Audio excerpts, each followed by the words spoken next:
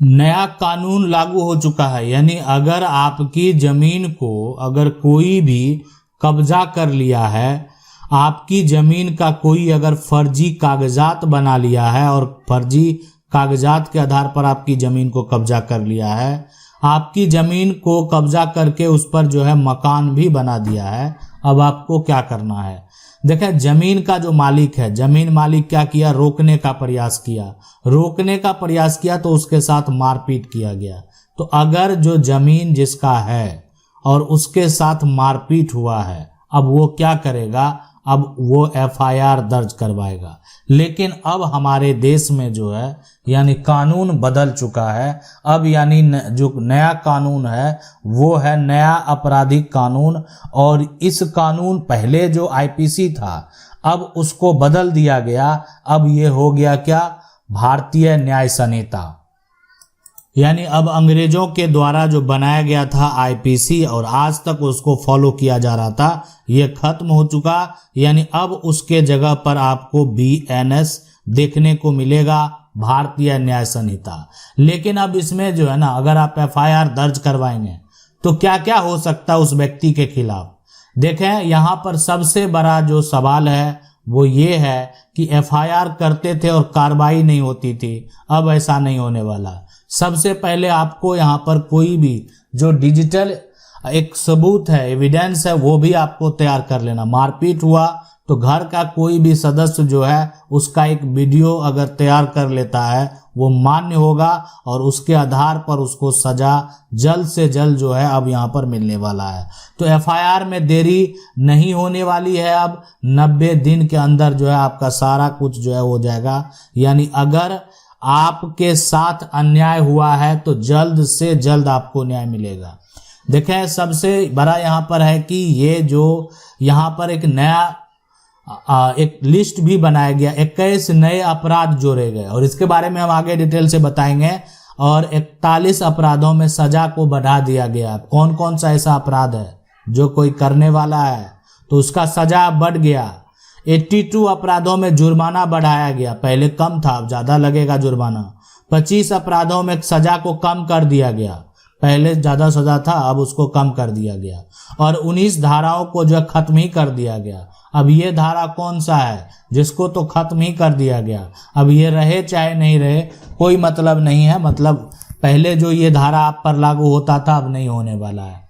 तो अब ये कानून जो बदल गया तो अब आपको क्या क्या करने होंगे, क्या क्या बदलाव हुआ है, किस प्रकार से आपका काम होगा।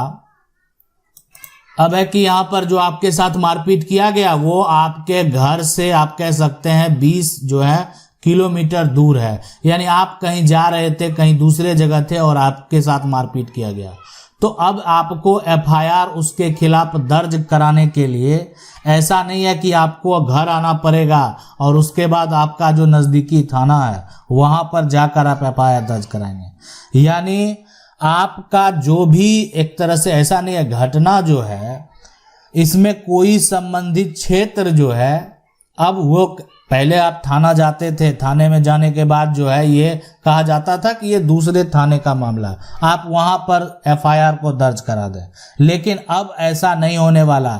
आप कोई भी अपराध जो है कहीं भी होने पर, कहीं भी किसी भी थाने में आप क्या कर सकते हैं, एफआईआर को दर्ज करा सकते हैं।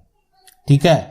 और अगर कोई भी व्यक्ति किसी भी क्षेत्र में थाने में अगर एफआईआर दर्ज करा दिया, यानी अगर 0 एफआईआर के तहत मामला अगर दर्ज हो गया तो उसमें अगर कानूनी कार्रवाई में किसी प्रकार का विलंब अब नहीं होने वाला है। जल्द से जल्द उसके ऊपर कार्रवाई की जाएगी।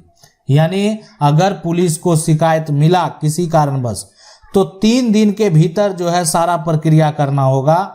अब यहाँ पर जो गिरफ्तार होगा व्यक्ति उसको भी अधिकार मिला। यानी कोई भी अगर व्यक्ति गिरफ्तार होता है, अगर किसी कारणवश आपको गिरफ्तार कर लिया गया तो आपको एक अधिकार है कि आपका मान लेते हैं कोई परिवार वाला है ना, परिवार वाले कोई भी हैं या आपके कोई दोस्त हैं, आपके कोई रिश्तेदार हैं, तो आप जो है उनको आसानी से आप सूचना दे पाएंगे। आपको ये अधिकार है, उसमें किसी भी प्रकार का कोई भी पुलिस प्रशासन के द्वारा बाधा उत्पन्न नहीं किया जाएगा। आपको सहयोग ही किया जाएगा और वो भी सूचना देने में, यानी आप सूचित कर पाएंगे कि हमको किसी कारणवश पुलिस के द्वारा जो है अरेस्ट कर लिया गया, गिरफ्तार कर लिया गया। अब जो भी कारण है वो बताएंगे, ताकि आपके जो रिश्तेदार हैं, दोस्त हैं, परिवार वाले हैं, वो आपके लिए किसी प्रकार का जो भी एक तरह से सहयोग करना हो या जो भी कानूनी प्रक्रिया में उनको जाना हो वो जा सकते हैं। और अगर आपका मान लेते हैं कहीं पर किसी तरह घर में कोई किसी भी सामान को अगर यहाँ पर जब्त कर लिया गया, जब्ती हुई है, ठीक है, या आपका घर का या कहीं पर भी तलाशी अगर लिया जा रहा है, तो जो भी किया जाएगा उसका वीडियोग्राफी करना अनिवार्य है। यानी बिना वीडियोग्राफी किए हुए आपको टॉर्चर यहाँ पर नहीं किया जा सकता है। यानी उनको वीडियोग्राफी करना होगा कि आखिर उन्होंने ऐसा क्यों किया। किसी के घर का आप तलाशी ले रहे हैं, किसी के घर के सामान को आप जब्त कर रहे हैं, तो आप उसका एक वीडियो बना लें, आपने क्या क्या किया उसके घर में। कल को मामला अगर कोर्ट में जाएगा और हो सकता है कि आप गलत तरीके से कोई कार्य करेंगे तो उनके ऊपर भी कार्रवाई की जाएगी। तो यहाँ पर अब आप समझ लें, अगर आपके साथ किसी कारणवश भी कहीं पर किसी प्रकार का विवाद होता है, आपके साथ कोई मारपीट करता है, तो अब यानी अगर आप एफआईआर करेंगे, नए कानून के तहत कार्रवाई होगी, जल्द से जल्द आपको न्याय मिलने वाला है। और आपको न्याय पर भरोसा रखना चाहिए। और अगर आप जो है सही तरीके से आप अपने जगह पर सही हैं और सही प्रक्रिया में आप जाएंगे तो आपको जल्द से जल्द न्याय मिलेगा।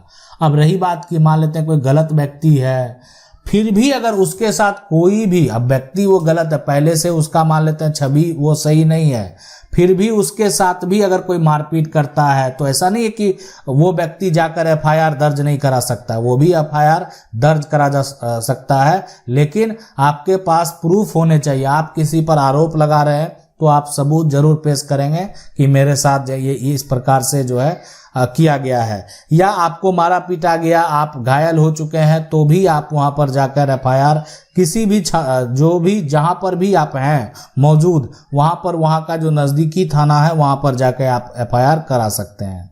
तो जमीन विवाद का हो, कब्जा विवाद में भी आपको आसपास देखने को मिलता है अक्सर कि जमीन विवाद के लिए दो गुटों में जो है मारपीट हो गई, कई व्यक्ति घायल हो गए। अगर अब ऐसा होगा तो उन सभी पर जो है यानी नए आपराधिक जो कानून है उसके तहत मुकदमा दर्ज किया जाएगा, एफआईआर दर्ज किया जाएगा और कार्रवाई की जाएगी और उनको जल्द से जल्द जो है सजा मिलेगा।